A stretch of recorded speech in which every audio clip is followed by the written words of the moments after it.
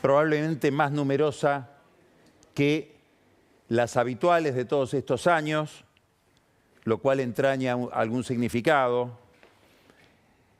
El 24 de marzo puede ser leído de distintas maneras. Camila Perochena después va a encarar una de esas maneras, que es advertir cómo se llegó al golpe. Fue uno de los golpes más previstos, más anticipados de la historia de los golpes de la Argentina. Se puede ver el 24 de marzo como el punto de partida de una dictadura atroz que inaugura algo impensable, que es la desaparición de personas. Es interesante tener en cuenta siempre eso, sobre todo cuando uno mira la trayectoria institucional de la Argentina y se sorprende, como nos vamos a sorprender esta noche por temas que vamos a tocar, sobre todo del terreno judicial, cosas graves que están pasando. Cuando uno mira las miserias institucionales de la Argentina, es interesante y probablemente indispensable recordar que en la Argentina sucedió eso, es decir, desaparecieron personas. En otros países de la región también, pero no con esa intensidad o con ese volumen. Habría que ver, para reconstruir esa época en América Latina, Aún estoy aquí, la película de Walter Salles, que se está proyectando en los cines, extraordinaria, y que acaba de ganar el Oscar a la mejor película extranjera. Retrata la desaparición escandalosa en su momento en Brasil, hoy pasa de manera casi anodina, de el ingeniero Paiva y la historia de su familia a partir de ese episodio, una película extraordinaria. Bueno, se puede mirar desde otra manera el 24 de marzo también, como un motivo de celebración. Fue el último golpe de Estado de un país que arrastraba una crisis política de legitimidad desde los años 30, desde el golpe del 30. Si uno se pone a mirar la forma en que se llegó a tantos de esos golpes de Estado que hacían imposible el establecimiento de una democracia estable, pensaría, siempre es difícil pensar en estos términos contrafácticos, pero uno podría pensar que en el 2008, cuando se desató el conflicto con el campo y la vida pública argentina entró en niveles de estrés intensísimos, bueno, tal vez en otro momento, en otro contexto histórico, en otras coordenadas de cultura política se hubiera producido un golpe. Del 2001 no cabe duda. El 2023 o todo el ciclo de gran desencanto, de gran crisis de representación que termina desembocando en la presidencia y en la elección de Javier Milei, probablemente en otro momento la sociedad argentina lo habría resuelto con un golpe también. Es decir, nos encontramos frente a encrucijadas similares en las cuales una parte importante de la sociedad se siente asfixiada por la política, pero logramos resolverlo de otra manera, dentro de los canales institucionales. Y eso es un motivo de celebración desde el punto de vista de la perspectiva histórica. Todo eso supone una construcción colectiva, supone un ejercicio colectivo de la política. Me gustaría mirar, o que miremos juntos, este fragmento del último discurso de Alfonsín antes de terminar su gobierno, como sabemos, de manera muy crítica, envuelto en una hiperinflación. Estamos intentando resolver el problema de la inflación en este momento, otra enfermedad pendiente que nos vuelve tan atípicos respecto de otras sociedades. Alfonsín en este discurso es el último discurso ante la Asamblea Legislativa en el año 89. Se está por ir de manera anticipada. Él todavía no lo sabía cuando está hablando. Pero nos recuerda desde ese discurso lo que significó la construcción de la democracia, no como mérito de un partido, de un líder o de un presidente, sino como tarea como proceso en el que está involucrada toda la sociedad. Vamos al discurso de Alfonsín y después vamos a volver a la actualidad de estas horas. La tarea principal que nos encomendó el país en 1983 fue construir una democracia. Con la cooperación de casi toda la sociedad, nos entregamos a esa tarea y hemos tenido un éxito tal que hoy el país se ha olvidado de cuáles eran sus preocupaciones, sus dudas, sus ansiedades en 1983. Hoy todo nos parece natural. Nos parece natural que el gobierno esté por concluir su periodo constitucional. Nos parece natural que no haya estado de sitio. Nos parece natural que cada uno pueda decir lo que quiera.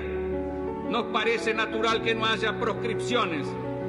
Nos parece natural que no haya presos políticos. Nos parece natural que no haya provincias intervenidas. Nos parece natural que no haya sindicatos intervenidos. Y yo creo que está bien que todo esto nos parezca natural. Así debemos considerarlo de ahora en adelante. Sin embargo, todo esto junto no se había dado nunca en nuestra historia. Bueno, una forma de evaluar la Argentina que él estaba viviendo en ese momento, algunas de las cosas que parecían naturales, que él celebra, que celebra Alfonsín ahí, por ejemplo, que no haya provincias intervenidas.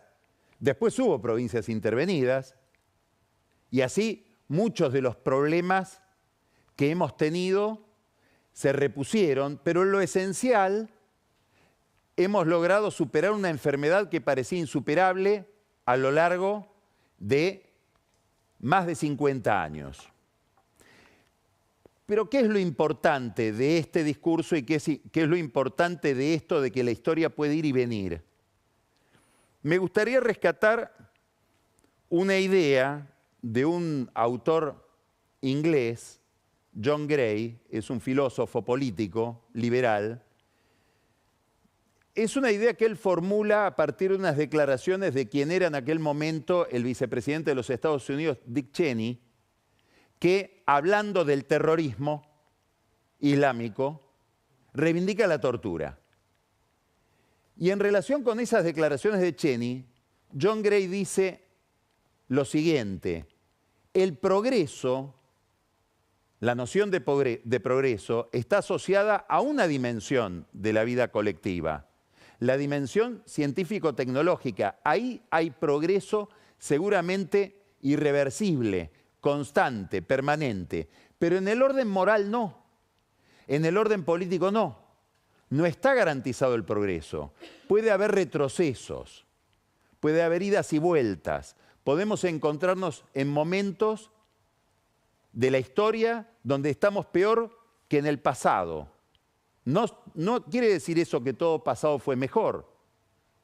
Estamos diciendo que el pasado del 30 al 83 fue peor, con esa inestabilidad institucional. Pero lo que se trata de entender es que la democracia, la calidad institucional, la vida estable de la República no está garantizada para siempre, aunque uno, como dice Alfonsín en ese discurso, la considere natural. Hoy Daniel Vilota nos va a hablar de un caso que tiene todo un folclore alrededor por quién es el personaje, que es bastante insólito y además pertenece por vía conyugal al mundo, digamos, de la farándula, que es Elías Pichirilo, un operador financiero del que hablamos muchas veces en el programa y que se hizo después famoso por ser el marido de Jessica Sirio y que acaba de ser detenido.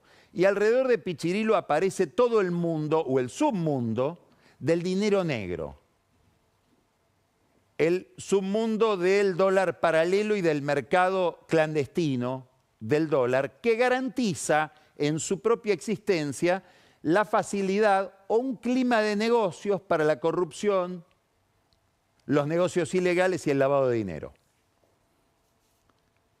Simultáneamente, en estos días, mientras ponían preso a Pichirilo, apareció este video. es un video del ex senador destituido, Edgardo Cuéllar, entrerriano, que como sabemos fue destituido no por lo que vamos a ver acá, sino porque se lo encontró en la frontera con Paraguay trasladando $200.000 que no pudo explicar. Bueno, acá vamos a mirar este video que está en otro expediente judicial que no tiene que ver con el de la frontera con Paraguay, tiene que ver con una causa por enriquecimiento ilícito. Ahora vamos a explicar en qué consiste esa causa. Se tramita en el Juzgado Federal de San Isidro de Sandra Arroyo Salgado. Miren este video que trascendió, está en el expediente en estos días, el viernes pasado. Ahí lo vemos a Cuéllar juntando plata con su secretaria y lo que es más interesante o lo que es más significativo, armando sobres con esa plata, que después en otros tramos del video, es un video largo, no lo vamos a mostrar todo, le traen cajas con dinero, él ahí usa la brochadora para prolijamente clasificar la plata y ordenarla en sobres.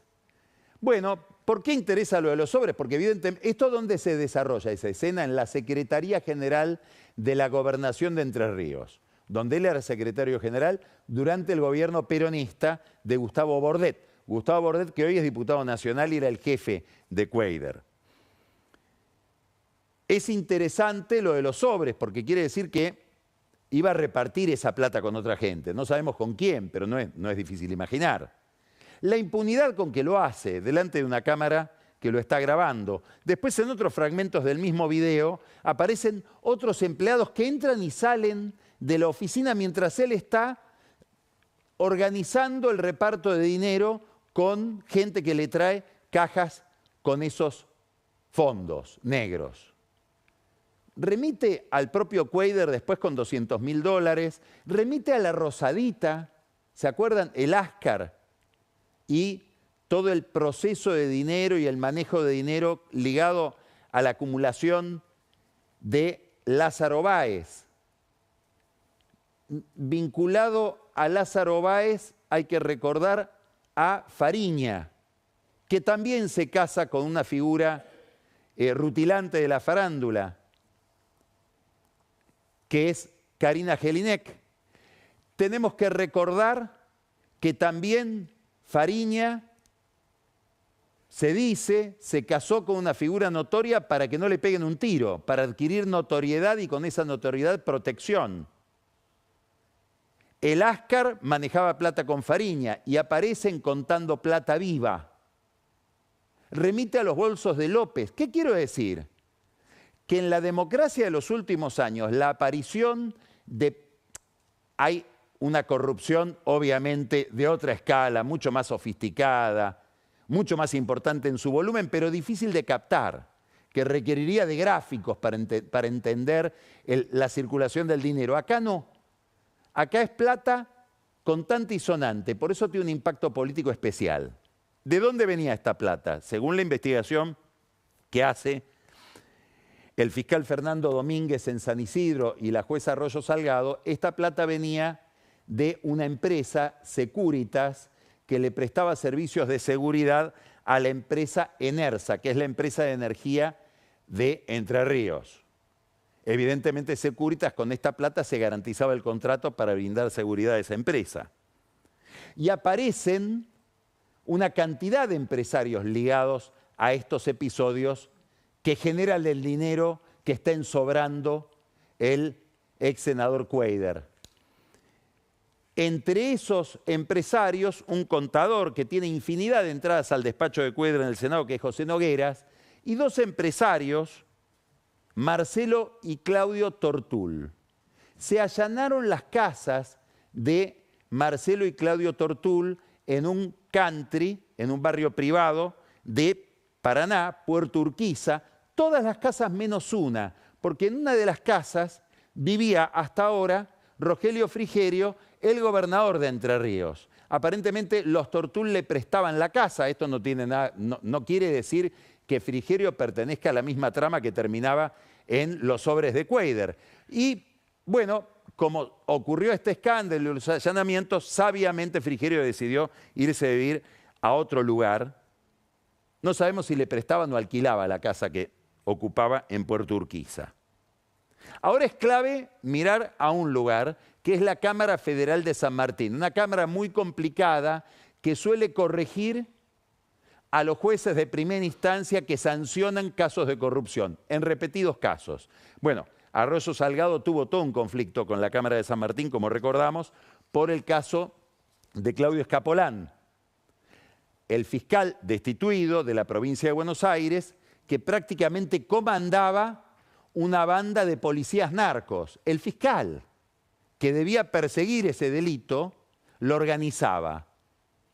Bueno, fue acusado y tuvo como abogados a colaboradores de Cristian Ritondo, que después de ser colaboradores de Cristian Ritondo, el entrañable Pucho, ministro de Seguridad de María Eugenia Vidal en la provincia de Buenos Aires, sus asesores en el Ministerio de Seguridad terminaron siendo los abogados de los policías y del fiscal Escapolán ligados al narco.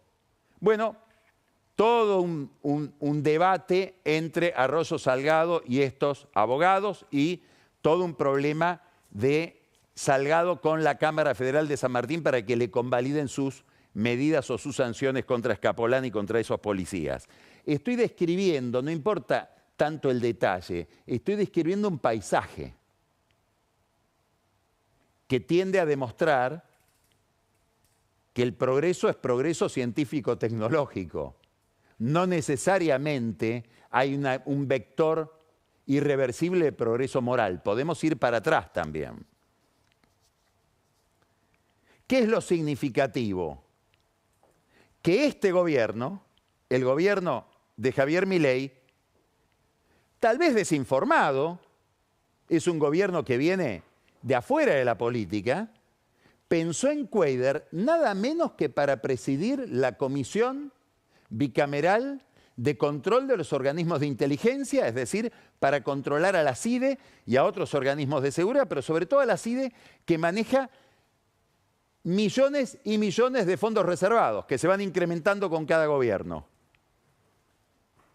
Este senador que juntaba plata y le ensobraba, iba a ser, después no lo fue, por una interna del gobierno, el encargado de vigilar al organismo de inteligencia que tiene que manejar fondos reservados.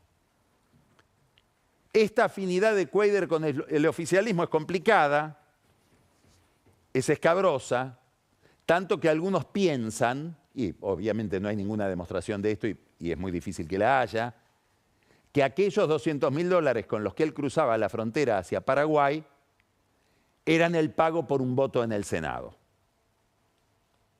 Cuéllar, Pichirilo, después vamos a verlo con detalle con Daniel Vilota, Cuéllar, el caso Baudaña, muchísimo más grave, porque el caso Baudaña ya nos pone la lupa sobre un problema sistémico, estructural, que está radicado en la provincia de Santa Fe y más específicamente en Rosario.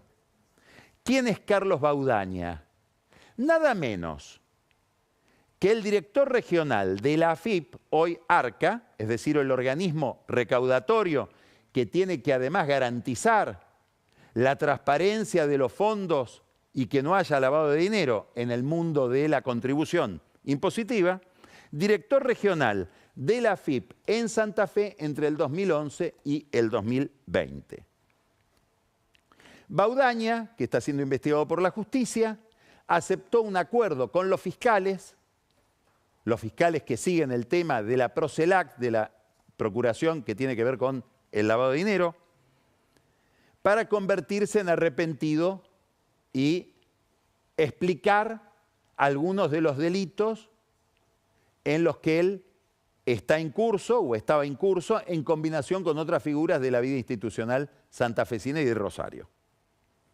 Entre otras revelaciones de Baudaña, él habría reconocido que estaba asociado al juez federal de Rosario, Marcelo Bailaque, que está afrontando toda una investigación, sometido a una investigación, porque con Bailaque, él desde la AFIP Baudaña y Bailaque desde el Juzgado Federal de Rosario, realizaban persecuciones arbitrarias contra distintos empresarios. Y cuenta reuniones que se realizaban en la casa de un empresario bastante oscuro, bastante conocido, que se llama Fernando Huepey. Se realizaban esas reuniones entre Baudaña y el juez federal en casa de Huepey. Huepey, dueño de una mutual con extraordinarios problemas en el manejo del dinero, que en determinado momento fue arbitrariamente beneficiaria de un pronunciamiento del juez Bailaque. Es decir, Huepey y Bailaque socios o amigos, o Bailaque cómplice de Huepey en el manejo de esa mutual que ha tenido muchos problemas, sobre todo por investigaciones de lavado de dinero en Rosario. Ahora, entonces, el jefe de la AFIP, el jefe del organismo impositivo en Santa Fe, que controla, entre otras cosas, la aduana, de él que probablemente es el puerto más importante de la Argentina, en combinación con el juez Bailaque. El juez Bailaque, célebre por otras razones, es el juez que tenía que investigar en una causa al mayor narcotraficante o a uno de los mayores narcotraficantes de la vida doméstica rosarina y santafesina, que hoy está preso en Ezeiza, Esteban Lindor Alvarado. Con los monos, uno de los sujetos más importantes en toda la trama delincuencial ligada al narcotráfico en Rosario, que dio asesinatos prácticamente terroristas el año pasado. Se está recuperando ahora la vida de Rosario gracias a un gran golpe de timón en materia de seguridad del gobernador Maximiliano Pularo, que en su momento fue ministro de Seguridad. Muy bien. Bailaque, juez, Alvarado, narco investigado por Bailaque. Compartían el contador.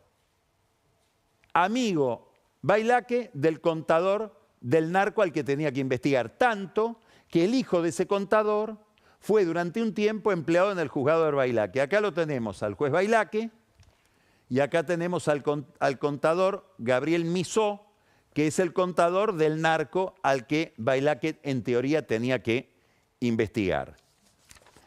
Estamos hablando de un sistema que nos explica por qué son tan frecuentes las noticias sobre violencia y narcotráfico en la provincia de Santa Fe, en la ciudad de Rosario, y por qué hay tanta disputa alrededor del control de los puertos y del control de la hidrovía en todo ese circuito. Los fiscales que investigan a Lindor Alvarado recusaron como juez a Bailaque, diciendo que arrastraba los pies, demoraba determinadas diligencias, como por ejemplo una intervención sobre los teléfonos de la mujer de Lindor Alvarado, facilitando obviamente la tarea del narco.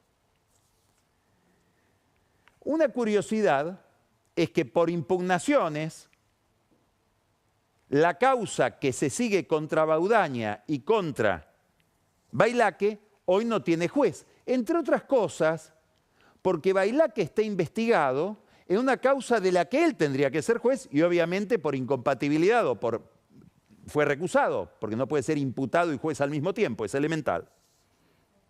Entonces esta causa, de la que nos vamos enterando o nos vamos dando con informaciones cada vez más escabrosas a lo largo ya de más de 2 años, sigue adelante gracias a la sistematicidad, a la ahínco, a la perseverancia de los fiscales de la provincia de Santa Fe, los fiscales locales de la justicia provincial y los fiscales de la Procelac del orden federal.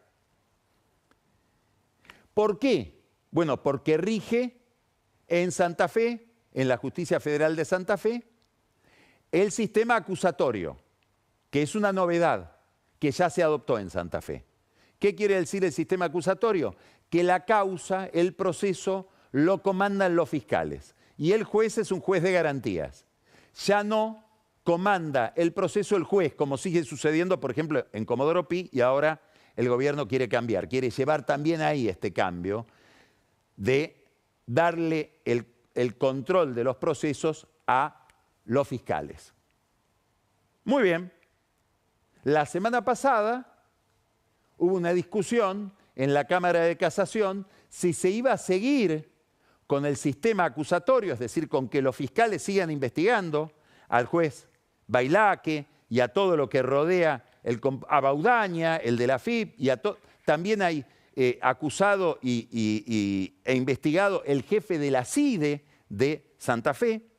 Bueno, la Cámara de Casación Federal, que es el máximo tribunal penal del país, tenía que resolver si se sigue con el régimen acusatorio, con lo cual los fiscales siguen adelante su investigación, o se pasa al código anterior y se vuelve al sistema, al proceso donde el juez es el que reina en la causa y va llevando adelante el procedimiento. Si fuera así, si se volviera al régimen anterior, al procedimiento anterior, la causa donde se investiga a Bailaque, a Baudaña de la AFIP, etcétera, todo este sistema de corrupción ligado al narco, quedaría sin juez. Muy bien, dos camaristas, Diego Barroetaveña y Juan Carlos Geminiani, votaron para que se mantenga el actual sistema y los fiscales puedan seguir investigando. Pero curiosamente, un camarista, Carlos Maíquez, conocido como el Boxindanga, votó a favor de que se vuelva atrás con una consecuencia inmediata, que es que la causa quedaría sin juez y la investigación sobre el juez Bailaque caería. También hay que decir algo, ¿por qué queda sin juez? Porque hay otro juez, el juez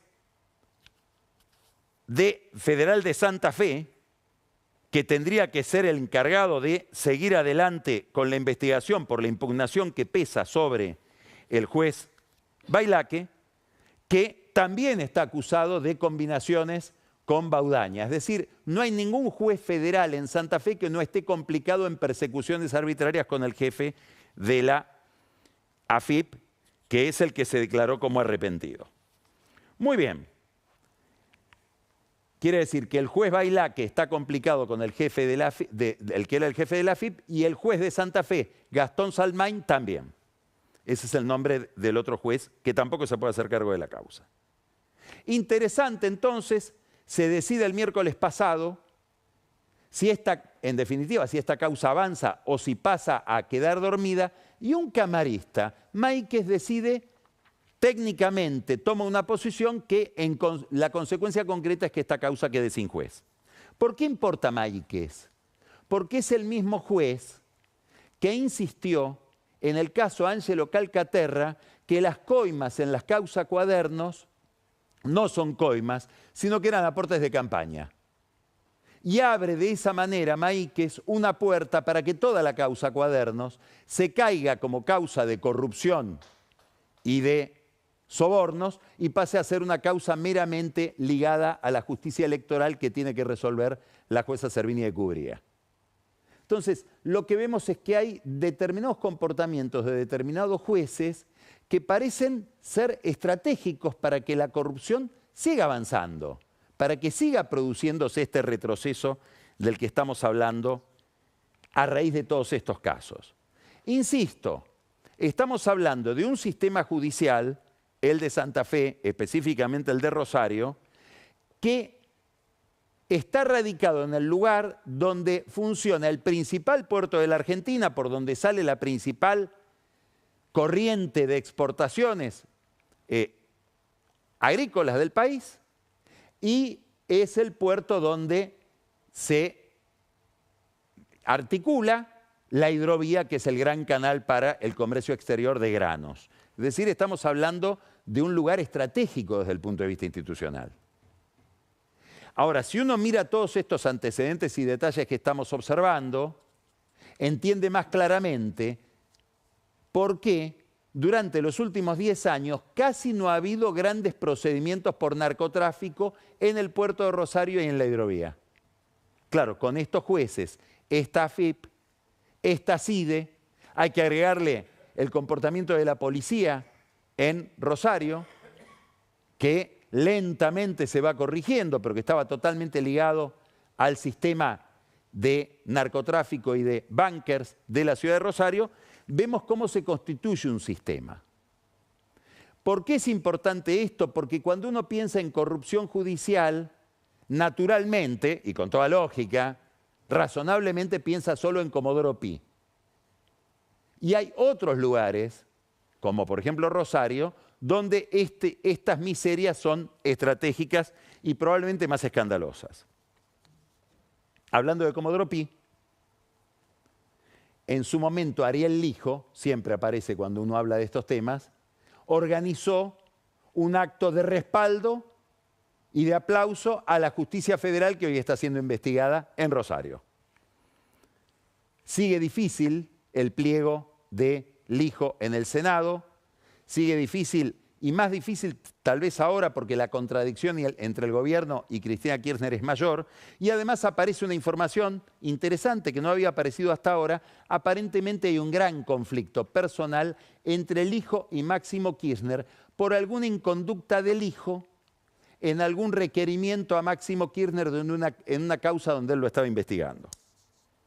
Esto es lo que se comenta ahora en los tribunales federales de Comodoro Pi, y esto explica también por qué el kirchnerismo es tan reacio no solamente a darle el acuerdo a García Mansilla, sino también al Lijo. Tanto que Oscar Parrilli la semana pasada dijo que no iba a haber votos kirchneristas o votos peronistas para ninguno de los dos jueces. Hay que aclarar que para que se volteen los pliegos bastan 25 votos, es decir, para que no se llegue a los 2 tercios, y que Cristina Kirchner controla en el Senado 24 votos, o sea, está a un voto el Senado de rechazar los 2 pliegos. Pero todavía no sabemos. Todo este panorama habla de la necesidad de atender a la calidad institucional, habla de la necesidad de entender que la construcción de la democracia es un ejercicio que requiere atención, que requiere políticas deliberadas, obliga a rescatar esa idea de John Gray de que el progreso no necesariamente es progreso moral o progreso político y que en el orden institucional podemos estar retrocediendo. Hay que ver si este problema, no empieza también a horadarlo al gobierno de Milei en relación con el caso Libra, con desprolijidades institucionales. Habrá que ver cuál es el costo final que paga el gobierno avalando a un juez tan criticado por su imagen de juez corrupto como Lijo. Todo esto está pegando en las encuestas, en todas las encuestas, y destaca todo este panorama que el combate a la inflación y el éxito en ese combate y el éxito en esa dimensión de la política económica pasa a ser un activo cada vez más valioso para el gobierno, en la medida en que se cuestionan otros aspectos. Después vamos a hablar de economía con un gran economista al que vamos a entrevistar, que es Miguel Kigel.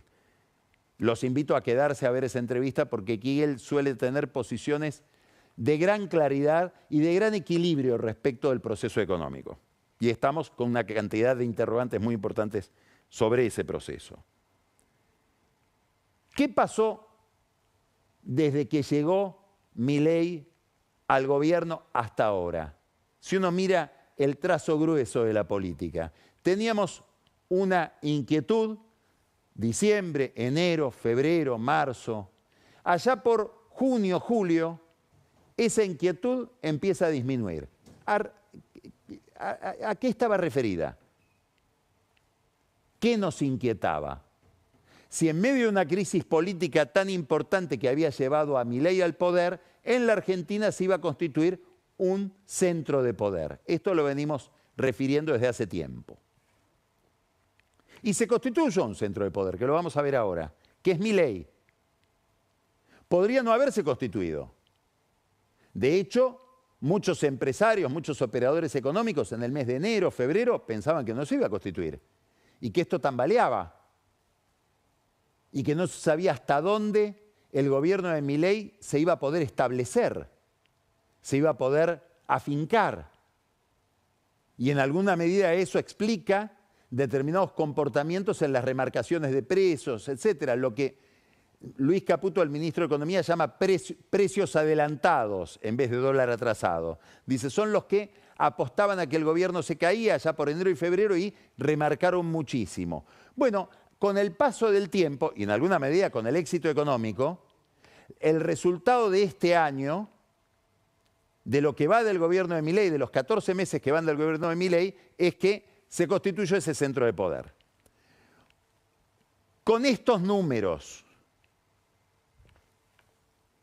empieza a ver, como ven muchos encuestadores, apareció este fin de semana aparecieron trabajos de Federico Aurelio, trabajos de Poliarquía de Alejandro Katterberg, mostramos la semana pasada y la anterior trabajos de la encuestadora Mide, de Dejanis, mostramos un trabajo de Hugo Aime, que muestran esto que está mostrando esta encuesta de la Universidad de San Andrés, que es una encuesta de satisfacción política y de opinión pública, así se llama, que produce todos los meses la Universidad de San Andrés. Una caída en la satisfacción de la gente respecto al gobierno de más o menos 47% a 36%.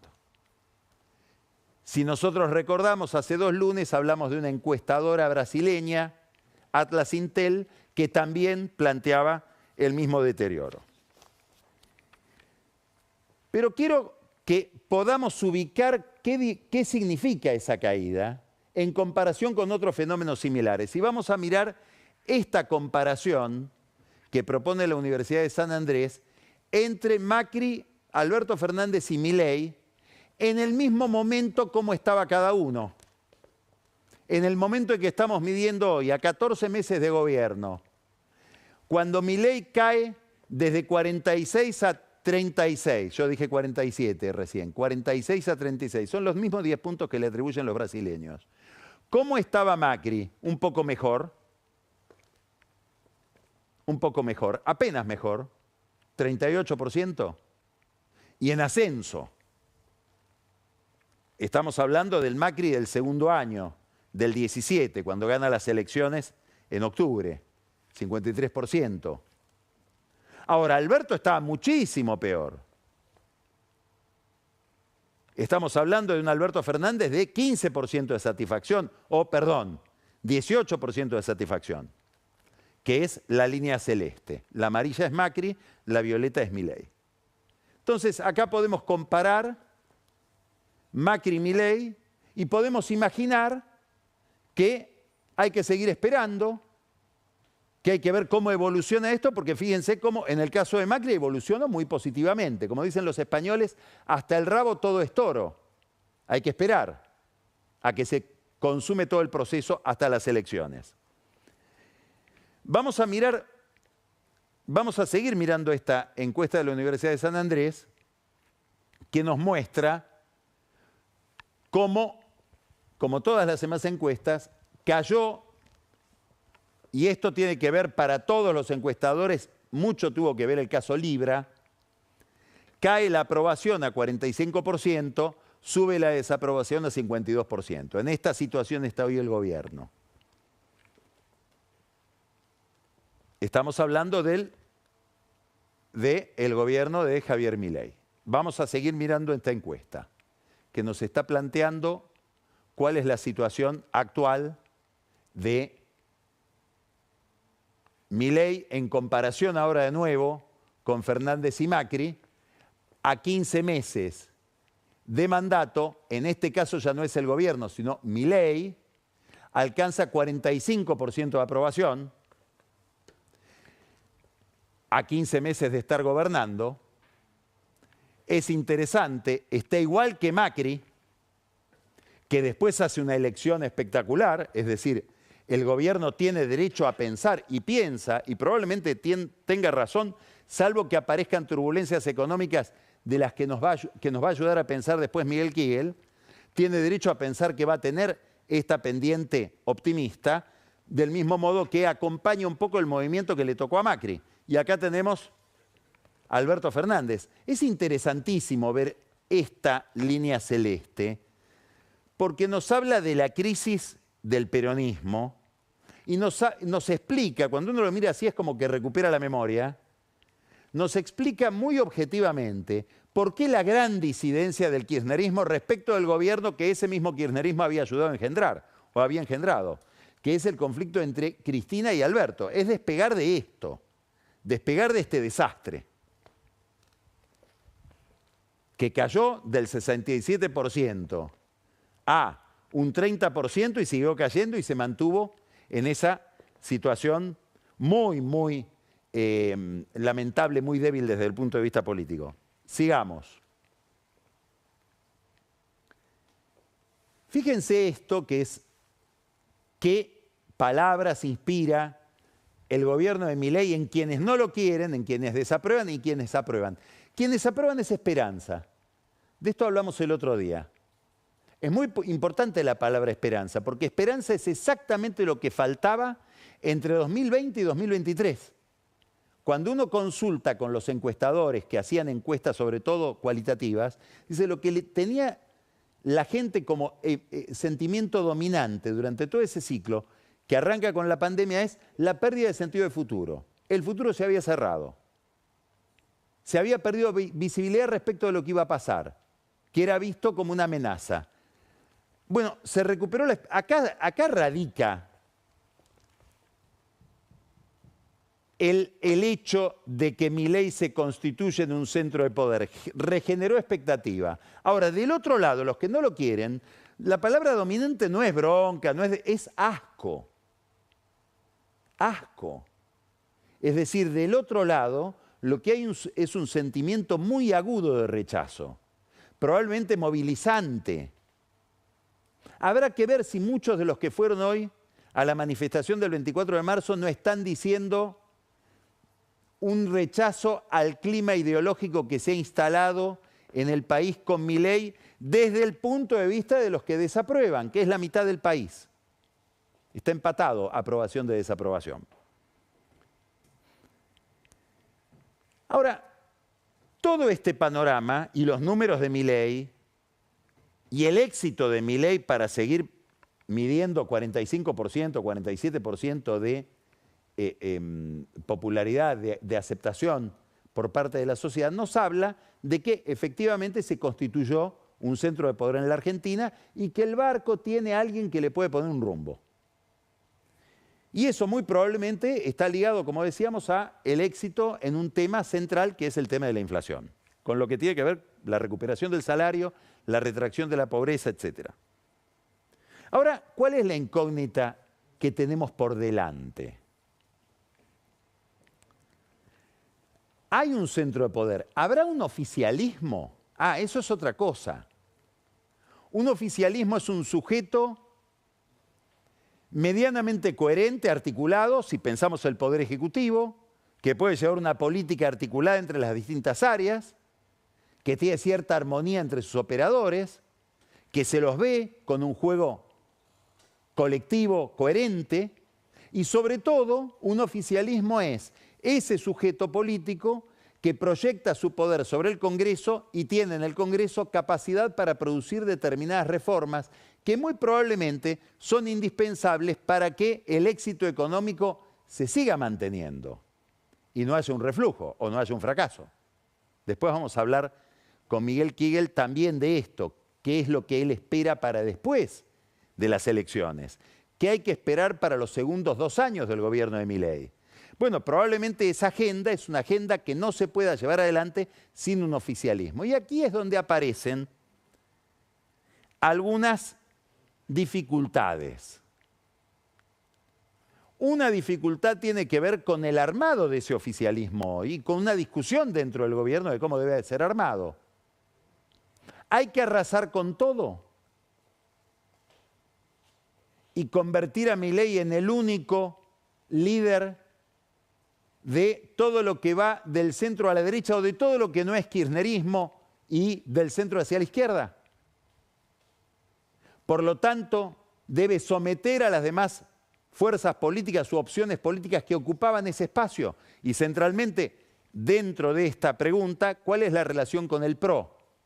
Y acá está el problema de la relación con Macri. Con los Macri está el problema de la relación del gobierno con los Macri en la capital federal, que es la base principal de poder del PRO.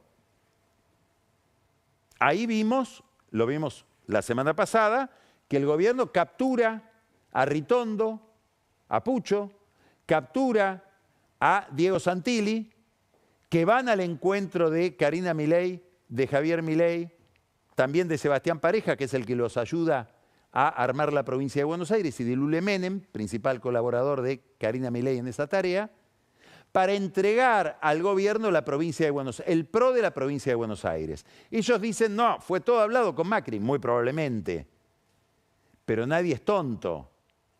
Al entregar la provincia de Buenos Aires, al subordinar al PRO de la provincia de Buenos Aires a la estrategia del gobierno nacional y de la Libertad Avanza, le quitaron a Mauricio Macri una gran carta de negociación con Milei, que es, ojo, porque si buscás mi derrota en la capital federal, con separarme en la provincia de Buenos Aires y hacer 7, 8%, yo puedo lograr que gane Cristina.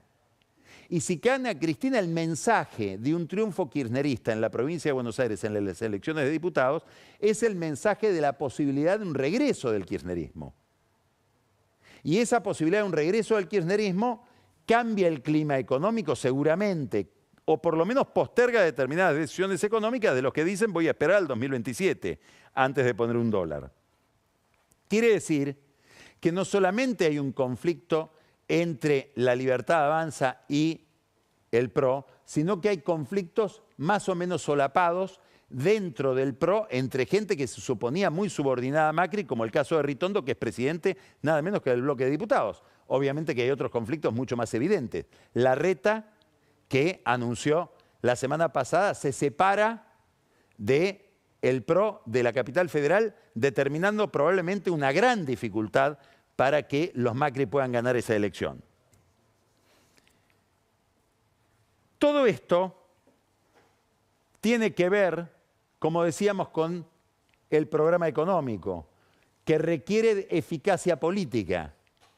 Hacemos otra pregunta. Si desdobla Kicillof la elección, ¿qué pasa con la Libertad Avanza en la elección provincial de la provincia de Buenos Aires? Hay quienes dicen va a tener enormes dificultades para ganar, porque no hay ni siquiera recursos humanos para constituir las listas provinciales, las listas seccionales para cubrir la legislatura.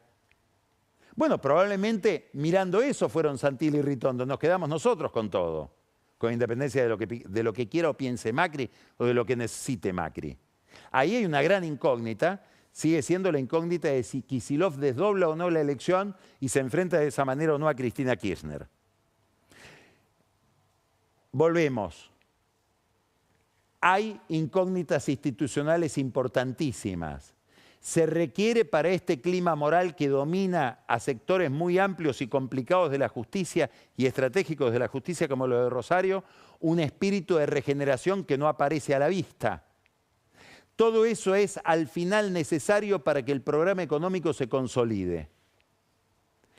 Este panorama, el problema que está en el centro de este panorama, fue definido, a mi juicio, magníficamente este fin de semana, el sábado, por Natalio Botana, en una columna que firmó en el diario Clarín, El tumulto del segundo año, y dice así en los dos últimos párrafos, Botana. A ver si los podemos mostrar. El gobierno obtuvo de la Cámara de Diputados lo que quería, aprobando un DNU que habilita otro acuerdo con el fondo. La economía, hoy sujeta a vaivenes en torno al tipo de cambio, resulta ser la única trinchera de una gestión que, por impericia, obcecación y desdén institucional, se desestabiliza en su seno. No tiene un ataque externo, se desestabiliza a sí misma, es interno el problema. Termina Botana, envuelto en la barbarie de la palabra, el círculo de hierro, instalado en palacio, transpira ambición y poder. Entre tanto, ese terceto, que son Milei, su hermana, y Santiago Caputo, el mago del Kremlin, ese terceto ignora que sin inteligencia institucional, ese poder se diluye al paso que crecen los contrarios. Son erizos, diría Isaiah Berlin, a los que le falta la astucia del zorro. Botana en Clarín este sábado para sintetizar en 2 párrafos el dilema de la gestión Milei. Vamos a empezar Odisea. Pancho Olivera va a poner la lupa sobre algo que mencioné recién, las elecciones en la ciudad de Buenos Aires y sus derivaciones nacionales. ¿Por qué hay que prestarle atención a las elecciones anticipadas para la legislatura porteña, las que convocó Jorge Macri? ¿Qué tiene que ver con la política nacional? Daniel Vilota, ya lo anticipé, el caso Pichirilo, el caso del manejo de plata negra en gran escala, sobre todo durante la gestión de Alberto Fernández y Sergio Massa en el Ministerio de Economía. Ani Parraguirre, ¿qué impacto tiene el problema de los jubilados en la actualidad? ¿La política de ajuste a las jubilaciones tiene consecuencias electorales y políticas? Lo va a contestar Ana en su columna. Camila Perochena, ya les anticipé, la genética del golpe del 24 de marzo. ¿Cómo se llegó al golpe? En general miramos lo que pasó después. ¿Cómo se llegó a ese golpe que fue tan anticipado? Y después, ¿qué decía el whisky? Con Carola Gil, que nos presenta un trabajo de Kenan Consulting sobre los logos de los distintos candidatos. Y además, lo que no se vio del hackeo de la cuenta de X, ex Twitter, de el diputado José Luis Espert. Empezamos Odisea, vamos a hablar de economía con Miguel Kigel.